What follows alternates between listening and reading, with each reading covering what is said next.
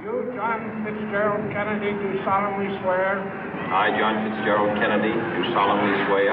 That you will faithfully execute the office of President of the United States. That I will faithfully execute the office of President of the United States. And will, to the best of your ability. And will, to the best of my ability. Preserve, protect, and defend the Constitution of the United States. Preserve, protect, and defend the Constitution of the United States. So help you God. So help me God.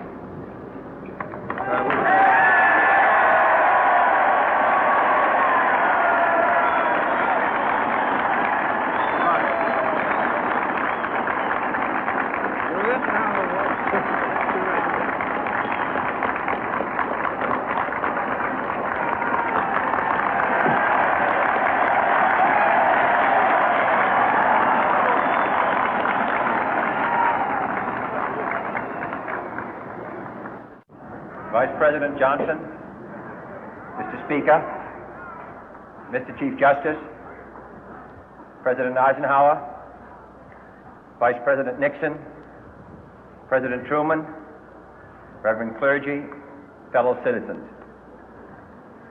We observe today not a victory of party, but a celebration of freedom, symbolizing an end as well as a beginning, signifying renewal as well as change.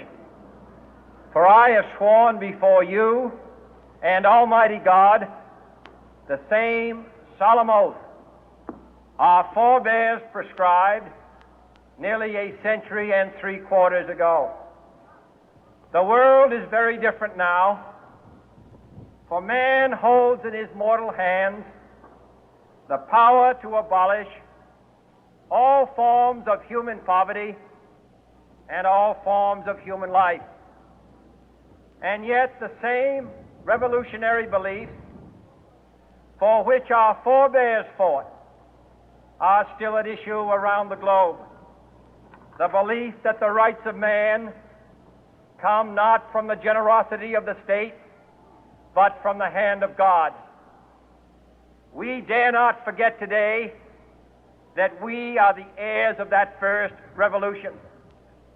Let the word go forth from this time and place to friend and foe alike that the torch has been passed to a new generation of Americans born in this century, tempered by war, disciplined by a hard and bitter peace, proud of our ancient heritage, and unwilling to witness or permit the slow undoing of those human rights to which this nation has always been committed and to which we are committed today at home and around the world.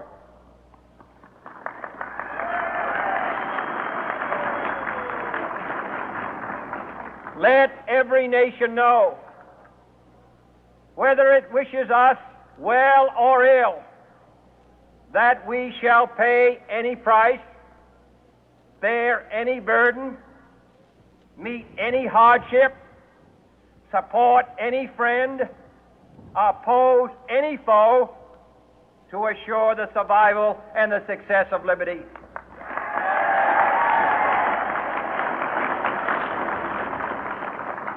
This much we pledge and more.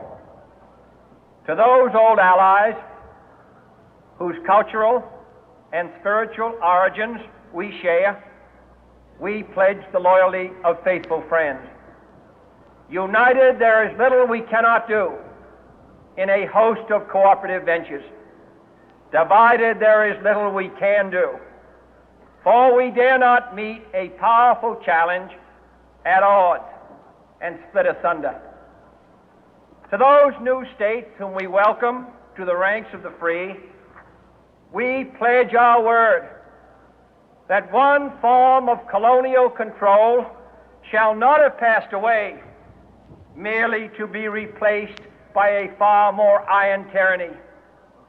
We shall not always expect to find them supporting our view, but we shall always hope to find them strongly supporting their own freedom, and to remember that in the past, those who foolishly sought power by riding the back of the tiger ended up inside.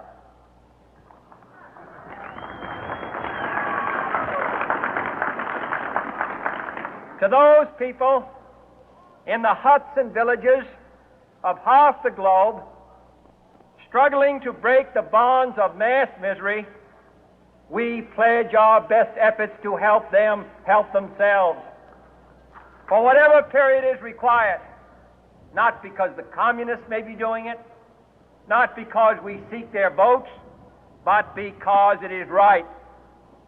If a free society cannot help the many who are poor, it cannot save the few who are rich.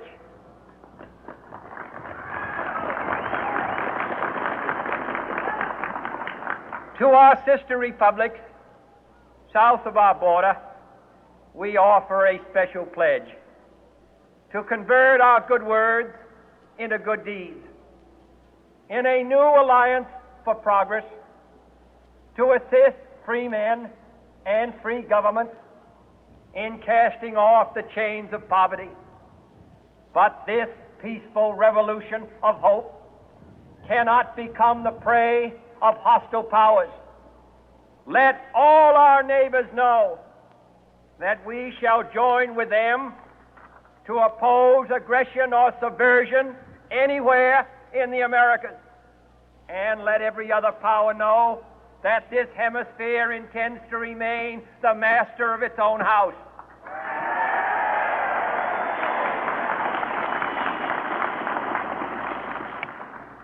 To that World Assembly of Sovereign States, the United Nations, our last best hope, in an age where the instruments of war have far outpaced the instruments of peace, we renew our pledge of support to prevent it from becoming merely a forum for invective, to strengthen its shield of the new and the weak, and to enlarge the area in which its writ may run.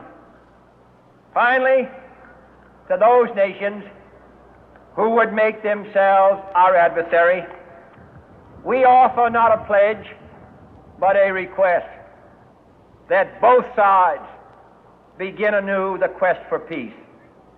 Before the dark powers of destruction, unleashed by science, engulf all humanity in planned or accidental self-destruction, we dare not tempt them with weakness, for only when our arms are sufficient beyond doubt can we be certain beyond doubt that they will never be employed.